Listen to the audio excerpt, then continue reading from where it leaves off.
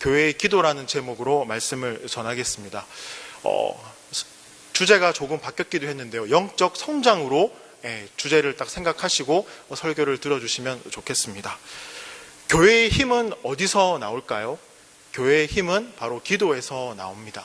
그 교회가 함께 주님 앞에 엎드려 기도할 때 우리 개개인의 신앙이 성장하게 되고요. 영적 성장 또한 우리에게 일어난다는 것입니다. 설교를 시작하기 전에 하나의 질문으로 설교를 시작하고 싶습니다. 작년보다 믿음이 조금 더 자라셨습니까? 아니면 지난 달보다 믿음이 조금 더 자라셨습니까? 그것도 아니시라면 지난 주보다 믿음이 조금 더 자라셨습니까? 그것도 아니시라면 어제보다 믿음이 조금 더 자라셨습니까? 그렇죠. 한 번 대답하셨습니다. 역시 믿음이 자라고 계십니다. 맞습니다. 우리는 날마다 믿음이 업그레이드 되어야 되고요. 믿음이 자라야 됩니다. 그렇지 못하면 늘 어린아이와 같은 신앙에 머문다면 참된 그리스도인의 삶을 또 살아가는 것과 참된 그리스도인의 삶이 어떤 것인가 맛보기 힘들 것입니다. 여호수아서 23장 8절에 보면요. 이제 여호수아가 마지막 고별 설교에서 부탁한 내용이 있습니다. 그 내용이 무엇이냐면요. 여호수아서 23장 8절에 오직 너희 하나님 여호와께 가까이 하기를 오늘까지 행한 것 같이 하라라고 말씀합니다. 무슨 말일까요? 오늘까지 하나님을 가까이 했지만 앞으로 더욱더 하나님을 가까이 하라는 말입니다. 하나님과 함께 더 가까이 마음을 나누고 하나님 앞에 나아가고 기도하라는 말씀이기도 합니다. 이 가까이 하다라는 뜻은요, 꼭 붙들다, 바짝 달라붙어 있다, 절대로 떨어지지 않다, 목숨을 걸고 달라붙어 있다, 굳게 붙들다라는 뜻을 가지고 있습니다. 누구를 이렇게 붙들으라는 것입니까? 바로 하나님, 예수 그리스도, 그분을 인생 가운데 붙들고 살아갈 것을 여호수아는 마지막 고별 설교에서 당부합니다. 왜 당부할까요?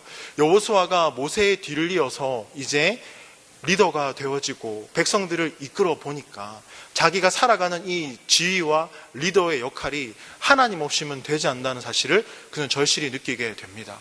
땅을 정복하는 가운데서 수많은 전쟁 가운데서도 하나님이 함께 하지 않는다면 절대 이것은 이루어질 수 없는 것이다. 하나님께 주권을 맡기고 그분 앞에 기도하고 그분을 붙드는 인생이야말로 우리가 이 땅 가운데서 살아가야 될 인생이 맞다. 그렇게 여호수아는 주님과 함께 하면서 깨달았습니다. 그리고 마지막 고별 설교에서 부탁하는 겁니다. 하나님을 가까이 하십시오. 그분과 마음을 나누고 그분을 붙들고 살아가십시오. 라고 우리에게 이야기해 주고 있습니다. 오늘 본문도 동일하게 여호수아처럼요, 하나님을 붙들고 하나님을 가까이 했던 두 사도가 등장합니다. 누굴까요? 베드로와 요한입니다. 베드로와 요한은요, 기도 시간에 맞추어서 성전에 올라가서 정해진 시간에 기도를 했습니다. 이 말은요, 규칙적으로 기도하는 시간을 가졌던 것이 바로 베드로와 요한이다라는 것입니다. 사도행전을 유심히 읽어보면 이 베드로와 요한이요, 유대교 성전 제사에도 참여했고 유대교 성전에서 이루어지는 기도에도 정기적으로 참석했다는 것을 우리는 보게 되어집니다. 또한 초대교회 성도들은 오늘날 우리 온누리 교회에서 셀 모임을 하듯이 그렇게 함께 모여서 말씀을 읽고 기도하고 교제를 나누었습니다. 우리 말씀으로 한번 확인을 해볼까요? 사도행전 2장 46절 말씀 한번 찾아보겠습니다. 사도행전 2장 46절 47절 말씀을 우리 한 목소리로 다 같이 읽겠습니다. 시작. 날마다 마음을 같이하여 성전에 모이기를 힘쓰고 집에서 떡을 떼며 기쁨과 순전한 마음으로 음식을 먹고 하나님을 찬미하며 또 온 백성에게 친송을 받으니 주께서 구원받는 사람을 날마다 더하게 하시니라. 아멘. 그렇죠. 우리와 동일하게 이렇게 모임들을 해나간 것을 볼 수 있습니다. 또한 베드로와 요한은요, 어느 날과 다름없이 그 성전에 기도하러 올라가게 되어집니다. 그러다가 한 사건이 생기게 되는데요. 성전 입구에서 구걸하고 있는, 나면서부터 걷지 못하는 안진뱅이와 눈이 마주치게 됩니다. 베드로가 그 사람을 바라보면서 이렇게 말을 하거든요. 안진뱅이와 눈이 마주쳐서, 자, 찾아보겠습니다. 사도행전 3장 6절 말씀. 우리 다 같이 한번 읽어보겠습니다. 사도행전 3장 6절 말씀. 베드로가 이르되 은과 금은 내게 없거니와 내게 있는 이것을 내게 주노니 나사렛 예수 그리스도의 이름으로 일어나 걸으라 하고. 베드로의 고백은 이렇습니다. 나는 아무것도 아닙니다. 나는 능력도 없습니다. 그러나 예수 그리스도 그분의 이름에 힘입어서 일어나 걸으십시오. 평생을 걸어본 적 없는 이 안진뱅이가 일어나게 됩니다. 그리고 주변에서 소동이 일어나죠. 어떻게 그 사람이 걸었어? 어떻게 걸었어? 눈을 비비는 사람도 있고요. 눈을 크게 뜨고 봐도 어떻게 이게 가능한 일일까? 그렇게 소동이 일어나면서 기도하기 위해 성전에 올라갔던 많은 사람들이 베드로와 요한 주변에 모이기 시작합니다. 사도행전 3장 12절에 보시면요. 자, 베드로가 이렇게 사람들이 모이는 것을 보고 이렇게 말을 합니다. 3장 12절 말씀 다 같이 한번 읽어보겠습니다. 베드로가 이것을 보고 백성에게 말하되 이스라엘 사람들아, 이 일을 왜 놀랍게 여기느냐? 우리 개인의 권능과 경건으로 이 사람을 걷게 한 것처럼 왜 우리를 주목하느냐? 무슨 이야기입니까? 이런 이야기죠. 우리는 아무것도 아닙니다. 우리가 한 것이 아닙니다. 베드로의 이 외침 속에는 마치 질문이 하나 담겨져 있는 것 같습니다. 그러면 누가 이 일을 했다는 것입니까? 정답은 무엇일까요? 우리 권사님, 앞에 계신 권사님께서 웃음으로 정답을 대신 말해 주셨습니다. 예수 그리스도 아닙니까? 그렇죠? 예수 그리스도. 누가 이것을 했을까요? 바로 주님이 하셨습니다. 그리고 그 뒤에 주님이 하셨습니다라고 외치고 또 베드로는 이렇게 외칩니다. 사도행전 3장 15절 말씀 다 같이 한번 읽어보겠습니다. 생명의 주를 죽였도다. 그러나 하나님이 죽은 자 가운데서 그를 살리셨으니 우리가 이 일의 증인이라. 몰려온 사람들에게 베드로가 이렇게 외칩니다. 여러분들이 바로 주님을 죽였습니다. 여러분들이 바로 주님을 십자가에 달리게 했고 못 박았습니다. 그러나 그분은 다시 살아나셨습니다. 이 모든 일에 우리가 증인입니다. 라고 베드로는 지금 이야기를 합니다. 우리는요, 상대방이 얼마나 진심을 담아서 진정성 있게 이야기하는지 상대방의 눈빛과 표정과 몸짓을 보면 쉽게 알 수 있습니다. 특히 남성들은요, 눈치가 좀 없어도 너무 없는 것 같습니다. 그런데 여성분들, 특히 아내와 엄마들은 너무나 잘 상대방의 마음을 캐치하고 읽는 것 같습니다. 제가 아내에게 거짓말을 잘 못하는데요. 아내에게 한두 번쯤 이렇게 거짓말을 할 수밖에 없는 상황이 있어서 하게 되어지면 정말 정확하게 믿지 않더라고요. 그것이 정말 거짓인 줄 딱 캐치하고 오빠 아니지, 나한테 거짓말하지 말고 진실을 얘기해야 돼, 이렇게 딱 얘기하더라고요. 이처럼 정말 그렇더라고요. 눈치가 정말 빠르고 좋은 것 같습니다. 그런데요, 우리는요, 상대방의 표정과 몸짓과 그 제스처 하나만 봐도 정말 이 사람이 나에게 관심이 있어서 얘기하는지, 정말 진지하게 진심으로 이야기하는지 우리는 쉽게 판단할 수 있습니다. 그렇죠? 근데 베드로는요, 오늘 본문에서 담대함과 기쁨과 환희 속에서 이것을 외칩니다. 당신들이 예수 그리스도를 죽였고 십자가에 못 박았습니다. 라고 얘기합니다. 그리고 그렇지만 주님은 다시 살아나셨습니다. 이 모든 일의 증인이 바로 우리입니다. 이것은 진짜입니다. 라고 얘기합니다. 그런데 베드로는요, 지난날의 삶을 돌아보면 어떤 사람입니까? 베드로는 사람을 두려워했습니다. 그렇죠? 사람들 앞에 서는 걸 두려워했고요. 사람들 앞에서 거짓말을 했습니다. 심지어 저주하면서 주님을 모른다고 했습니다. 마태복음 26장 74절에 보시면 그가 저주하여 맹세하여 이르되 나는 그 사람을 알지 못하노라 하니 곧 닭이 울더라. 베드로의 지난날의 삶을 보면 사람들을 무서워했고 죽음을 무서워했습니다. 그런데 어떻게 해서 베드로가 오늘 이 모습처럼 담대하게 이렇게 말할 수 있었을까요? 조금 더 말씀을 살펴보도록 하겠습니다. 베드로가 주님의 부활 소식을 전한다는 것을 종교 지도자들이 듣게 됩니다. 그 소식을 듣고 종교 지도자들은 한 가지가 딱 거슬리게 들렸습니다. 그게 무엇이냐면 바로 종교 지도자들, 그대들이 예수 그리스도를 죽인 사람들이 아닙니까? 라는 말이 걸렸습니다. 그리고 베드로는요, 말씀을 선포했을 때 사도행전 4장 4절에 보시면 남자의 수가 5,000명이나 되었더라. 말씀을 전할 때마다 믿는 자의 수가 더해졌습니다. 그래서 급기야 종교 지도자들은 베드로와 사도들을 감옥으로 잡아들였습니다. 잡아들여서 이제 신문을 하게 이르렀는데요. 질문이 이렇습니다. 사도행전 4장 7절을 보시면요. 너희가 무슨 권세와 능력으로 이러한 일들을 하느냐? 누가 너희에게 이런 일을 맡겼냐? 도대체 너희는 무엇 때문에 이런 일을 하느냐라고 베드로를 신문하고 묻습니다. 그때 지난날 두려움과 사람을 무서워했던 베드로라면 무서웠을 텐데요. 우리 사도행전 4장 12절 말씀 다 같이 한번 읽어보겠습니다. 시작. 다른 이로서는 구원을 받을 수 없나니 천하 사람 중에 구원을 받을 만한 다른 이름을 우리에게 주신 일이 없음이라 하였더라. 무슨 말입니까? 오직 예수 이름 외에는 구원받을 수 있는 다른 이름이 없습니다. 앞으로도 없을 것입니다. 베드로는요, 무슨 권세로, 무슨 능력으로 이 일을 하느냐는 종교 지도자들과 통치자들 앞에서 담대하게 말합니다. 너무나 담대하게 말한 이 베드로의 모습에 종교 지도자들이 조금 당황했던 것 같습니다. 당시 성경 훈련도 받지 못하고 정규 과정에서 공부도 하지 못한 이 베드로와 요한이, 베드로가 어떻게 이런 말을 할 수 있을까? 아마 당황했을 것입니다. 그리고 나서 이 지도자들은요, 이 베드로와 요한을 처벌할 수 있는 아무 근거도 찾지 못했습니다. 그래서 딱 한마디 하고 돌려보내게 되거든요. 그 말이 무슨 말이냐면 앞으로 예수 그리스도의 부활 소식을 전하지 마라.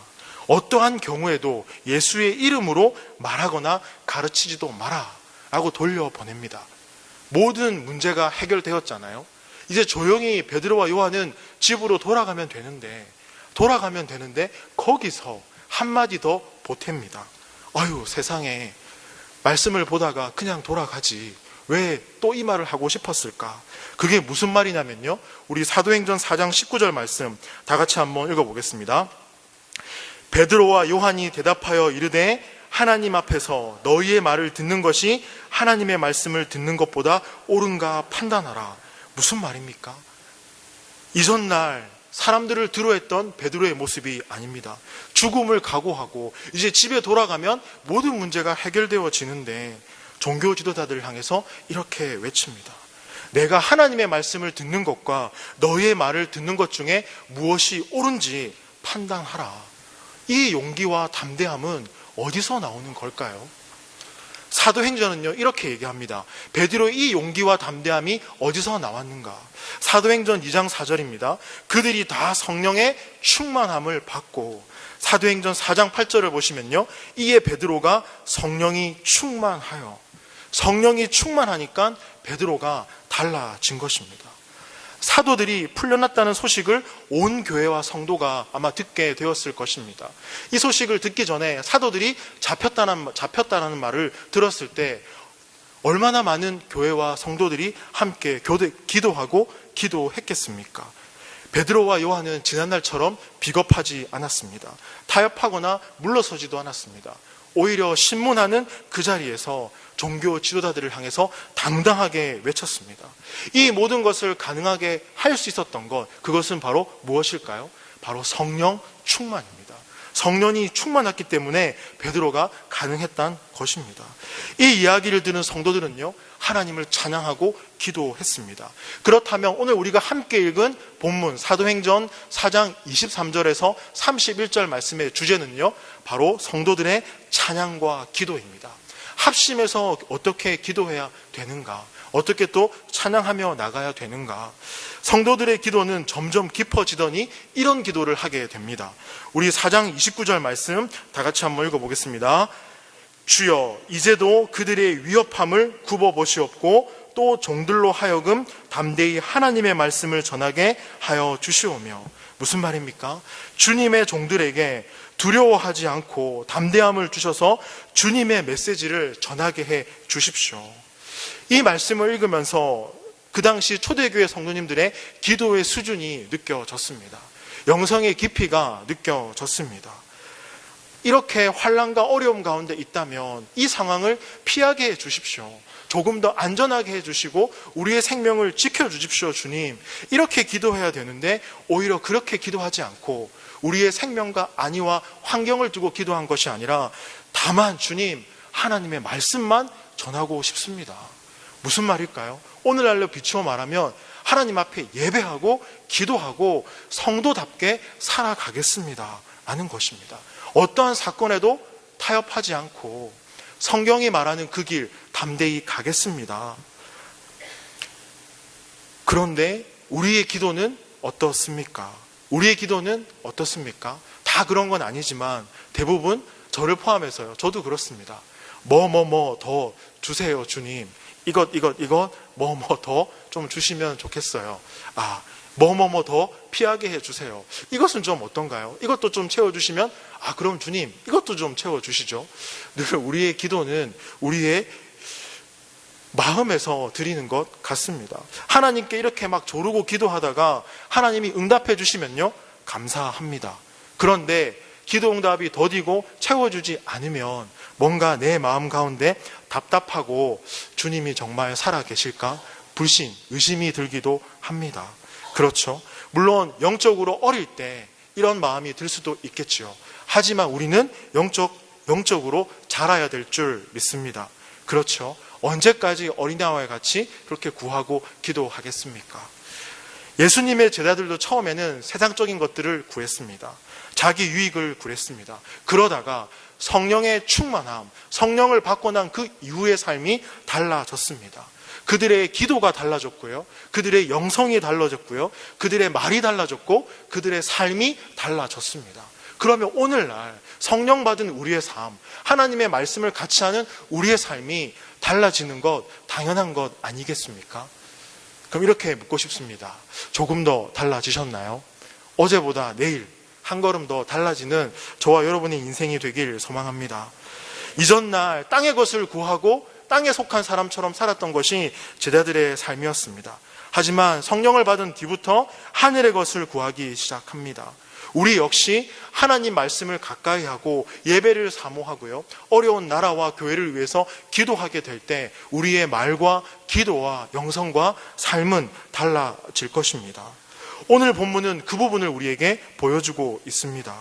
우리가 신앙생활을 하면서도 주님께 부르심을 받았다고 하면서도 자기의 것을 아직까지 구하는 성도들이 있습니다. 제자로 부르심을 받았지만요, 제자들도 성숙하지 못했을 때 땅의 것을 구했습니다.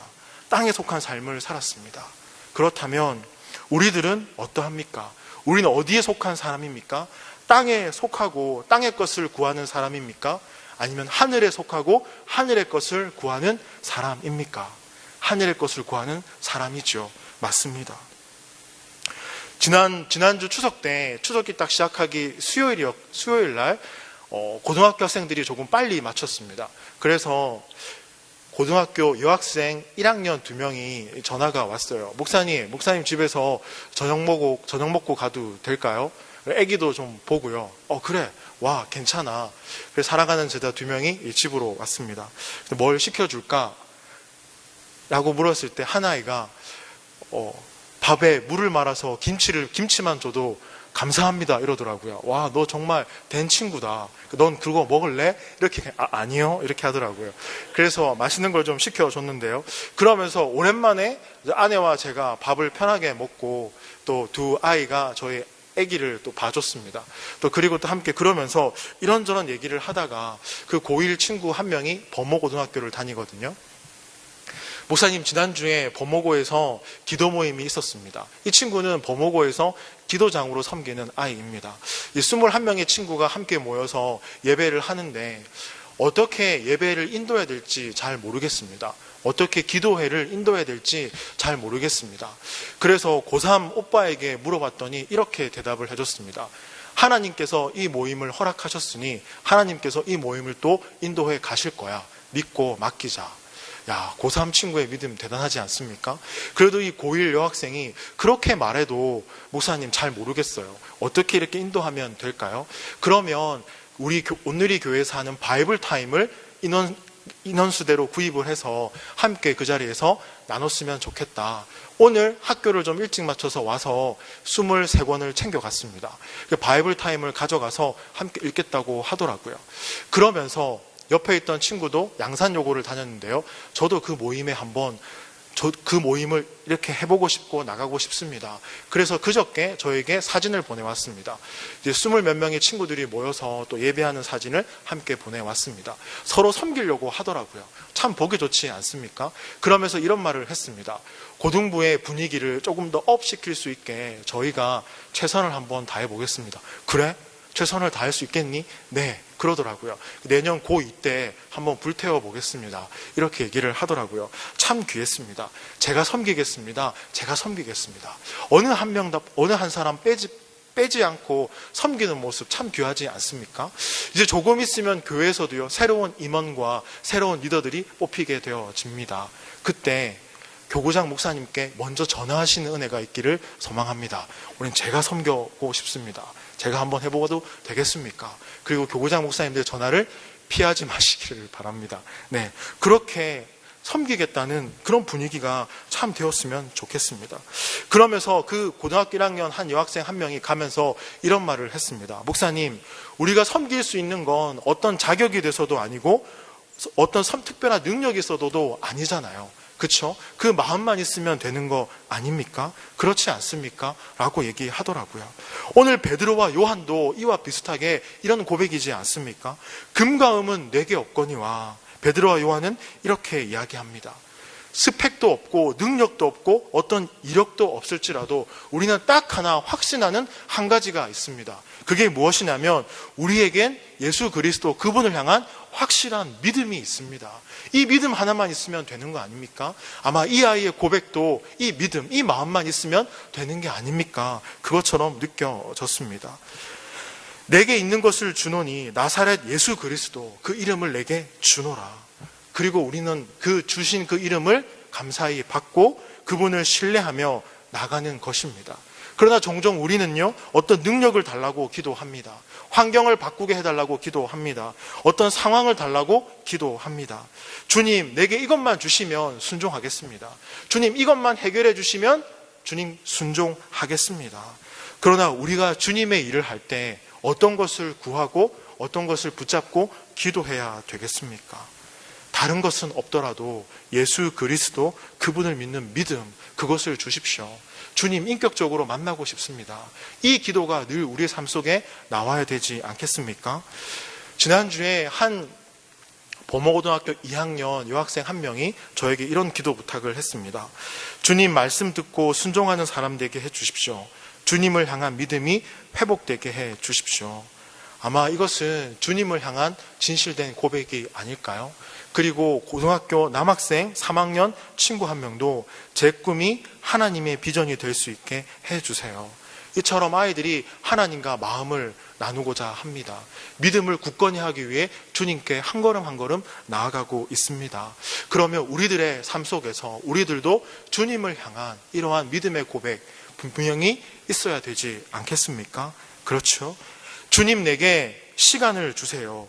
섬길 수 있는 마음을 주세요 라고 기도하기 전에 주님, 내가 주님을 믿는 이 믿음이 확신을 주십시오. 주님, 정말 주님께 나아가고 싶습니다. 이 기도가 먼저 돼야 되지 않겠습니까?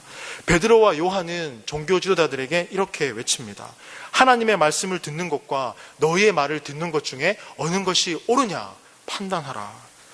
말씀을 준비하면서요, 우리 온누리교회 성도님들에게 이 베드로와 요한처럼 이러한 담대함이, 용기가 우리 안에 있었으면 좋겠습니다. 그래서 성령의 충만한 가운데 세상의 문화에 대항할 수 있고 성령의 충만한 이 마음 가운데 우리 자녀들을 믿음으로 양육할 수 있고 성령의 충만한 이 마음으로 다음 세대를 위해 기도할 수 있고 한국교회와 나라를 위해서 기도할 수 있기를 소망합니다. 세상이 당연하다고 하는 그 소리에 아니다라고 말씀하실 수 있는 우리 온누리교회 성도님들이 되기를 소망합니다. 또한 어려움과 상황 속에서 이 어려움을 피하게 해주십시오 라고 기도하기보다는 하나님 이러한 상황과 이러한 조건과 상황을 열어주십시오 라고 기도하기보다는 어떻게 하면 하나님의 뜻대로 살 수 있습니까? 하나님의 그 뜻을 발견하길 소망합니다. 하나님, 예배 시간을 통해서 말씀해 주십시오. 찬양의 고백을 통해서 말씀해 주십시오. 셀리더로 섬기는 자리에서 말씀해 주십시오. 찬양팀으로 섬기는 자리에서 말씀해 주십시오. 이렇게 세상을 향해 믿음을 선포하고 나가는 저와 여러분의 삶이 되길 소망합니다. 4장 29절 말씀 다 같이 한번 읽어보겠습니다. 주여, 이제도 그들의 위협함을 굽어보시옵고 또 종들로 하여금 담대히 하나님의 말씀을 전하게 하여 주시오며. 그들은 그렇게 기도합니다. 주님, 피할 수 있게 안전한 곳으로 우리를 인도해 주십시오라가 아니라, 주님, 우리는 여전히 두렵고 떨리고 무섭습니다. 그럼에도 불구하고 담대히 주의 말씀을 전하게 해 주십시오. 이러한 기도를 한 후에 어떠한 역사가 일어나는 줄 아십니까? 사도행전 4장 31절 말씀, 우리 다 같이 한번 읽어보겠습니다. 빌기를 다함에 모인 곳이 진동하더니 무리가 다 성령이 충만하여 담대히 하나님의 말씀을 전하니라. 하나님 마음에 합한 기도를 했습니다. 간절히 주님께 기도하고 나갔습니다. 안전을 위한 기도도 아니었습니다. 이 기도는요, 하나님 말씀만 전하게 해 주십시오. 어떤 역사가 일어났습니까? 성령이 임했습니다. 지금 하나님의 마음에 합한 기도를 하고 있습니다. 그 기도를 했더니 성령님이 임재하는 것을 경험하게 됩니다. 그러고 보면 사도행전은요, 기도할 때 온 교회가 함께 모여 성도가 함께 기도할 때, 모두가 함께 기도하고 하나님과 마음을 나누며 기도할 때 성령을 주신다는 말씀을 사도행전에서는 우리에게 해주고 있습니다. 성령이 임하자 성도들이 어떻게 했을까요? 교회에 모여서 찬양했을까요? 교회에 모여서 기도했을까요? 아닙니다. 찬양과 기도도 했겠지만 세상을 향해 나가서 말씀을 선포했습니다. 말씀을 전했습니다. 성령 충만한 가운데 세상을 향해 나아갔습니다. 이것은 무슨 말일까요? 단순히 복음을 전한 것이 아니라 삶의 모든 영역에서 하나님께 영광을 돌리는 삶을 살아갔다는 것을 말합니다. 기도와 삶이 분리되지 않았습니다. 말씀과 삶이 분리되지 않았습니다. 예배와 삶이 분리되지 않았습니다. 주님, 말씀을 담대히 전할 수 있는 그 용기를 우리에게 주시옵소서. 그렇게 예배와 말씀과 기도의 삶이 일치된 삶을 살아 세상 가운데 담대히 나갔던 게 초대교회 성도들의 모습이었습니다. 그러나 그렇게 살아가는 것이 쉬웠을까요? 그렇게 많은 환난과 핍박 가운데서 예수 그리스도의 부활과 복음을 전하는 것이 쉬웠을까요? 아닙니다. 어려웠습니다. 두렵고 무서웠습니다. 그러나 복음을 담대히 선포할 수 있었던 이유는 무엇이겠습니까? 한번 따라해 보실까요? 성령. 맞습니다. 사도행전 1장 8절에 우리에게 이렇게 말씀하십니다. 오직 성령이 너에게 임하시면 너희가 권능을 받고 예루살렘과 온 유대와 땅끝까지 이르러 내 증인이 되리라 하시니라. 주님이 우리를 향한 처방전은 딱 하나밖에 없습니다. 성령을 받으라. 그분과 함께하면 그분이 너의 삶을 인도하실 것이다. 그분이 너의 삶을 계속해서 말씀 가운데로 살아갈 수 있도록 너희의 삶을 빚으시고 인도하실 것이다. 누가복음 5장에 보시면 베드로와 예수님의 만남이 기록되어져 있습니다. 이제 베드로가 밤새 수고하고 한 마리도 못 잡았을 때 예수님께서 깊은 곳에 던져봐라. 깊은 곳에 던져서 만선을 이루게 되거든요. 그와 같은 은혜를 경험하고 베드로는 주님을 향해 이렇게 말합니다. 5장 8절에 보시면요, 시몬 베드로가 이를 보고 예수의 무릎 아래 엎드려 이르되 주여 나를 떠나소서 나는 죄인이로소이다 하니, 주님의 그 은혜 이제 족합니다. 나를 떠나 주십시오. 그러나 주님의 은혜가 이걸로 족합니다. 족합니까? 그렇지 않습니다. 5장 10절을 보시면요, 세베대의 아들로서 시몬의 동업자인 야고보와 요한도 놀랐음이라. 예수께서 시몬에게 이르시되 무서워하지 말라. 이제 후로는 내가 사람을 취하리라 하시니. 사람을 취한다는 것은 조금 전에 말씀드린 것처럼 복음을 전하는 것을 말한 것이 아니라 하나님께 영광을 돌리는 삶을 말합니다. 삶의 모든 영역 가운데서 가정과 직장과 교회와 사회와 학교에서 하나님과 함께하는 삶을 말합니다. 하나님과 함께하는 그 믿음을 굳건하게 한다면, 성령을 받게 된다면 그분이 내 삶을 푸시하고 밀어주시고 함께해 주실 것이다. 즉 하나님이 우리의 삶의 심장이 되어주신다는 말입니다. 자동차로 따지면 엔진이 되어주신다는 말씀입니다. 그래서 우리는 하나님께 여호수아처럼요 붙어 있어야 됩니다. 베드로와 요한처럼 그 능력이 주님으로부터 나온다는 것을 고백해야 됩니다. 여러분, 올림픽 선수들이 국가대표가 되어서 열심히 운동을 하고 육체적인 한계를 극복하고 메달에 도전합니다. 그 금메달을 따기 위해서 수고하고 최선을 다하죠. 그렇죠? 후보가 되지 못하면 가슴이 참 아프고 눈물도 많이 흘리고 그런 것이 운동 경기입니다. 그런데 우리들은요 하나님 나라의 국가대표입니다. 평생에 육체적 한계뿐만 아니라 영적인 한계까지도 경험해야 됩니다. 말씀 앞에 바로 서야 되고 부딪혀야 되고 씨름해야 되고 그분의 뜻이 무엇인가 발견해야 됩니다. 그래서 우리는 늘 예배와 말씀과 기도를 사모해야 됩니다. 우리의 종목이 있다면 3개밖에 없습니다. 예배와 말씀과 기도. 금메달 따야 되지 않겠습니까? 평생에 수고하고 부딪히고 씨름할 때 우리의 삶은 하나님께서 인도하시고 쓰시는 삶이 될 것입니다. 세상의 소리를 향해 하나님의 말씀을 외쳐야 됩니다. 하나님의 사랑을 하나님의 말씀처럼 이웃을 사랑해야 합니다. 그런데 말씀대로 살지 못하면 동시에 자책감에 쌓이기도 합니다. 사랑하는 오늘의 교회 성도 여러분, 우리 자신을 돌아봤으면 좋겠습니다. 이제 바람도 차고요. 가을이 다가오고 있습니다. 따뜻한 커피가 생각나시죠? 커피숍에 가셔서 따뜻한 커피 한잔 하시면서 우리 자신을 좀 돌아보는 시간들 가지셨으면 좋겠습니다. 정말 우리가 예수 그리스도의 이름을 믿는 확실한 그 믿음이 내가 있었던가? 하나님의 말씀과 세상의 소리 앞에 나는 무엇에 더 집중했는가? 2019년 한번 돌아보십시오.